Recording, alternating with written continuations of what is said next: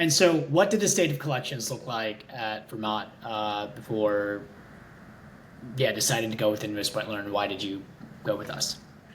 Yeah, so this is like kind of like the cycle I was talking to you about like buying the FP&A tool. It's like you kind of like live your life as a finance professional and like every quarter you try to figure out like what's the most important problem. So finally like I think like 8 quarters later I was like, okay, collections is becoming a problem. And it's becoming a problem because now we're a big enough business where what's sitting in our AR is actually like a non-negligible amount of like money. It's like more than just like, a few $1,000s.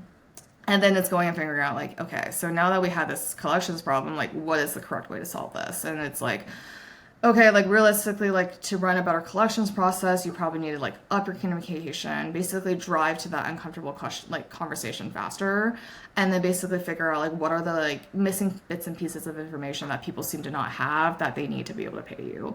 And so as we're kind of like going through this, like you'll quickly understand like a lot of this is pretty routine. Like you basically it's almost like if you were to hire a person, like all you would want them to do is go and just like email a bunch of people on like a very regular cadence and just be a little bit annoying about it, and then finally when someone is sufficiently annoyed, they'll start engaging with you of like, I don't want to pay your invoice for XYZ reasons, and you kind of like negotiate that out. Or like sometimes people will be like, oh, actually, I'm missing this one form because you guys haven't finished our AP process, like all this other stuff. And like you'll sort of realize like a lot of this stuff, like just it requires like some level of business context of like what's going on with your invoices and which customer it is and who you should be talking to.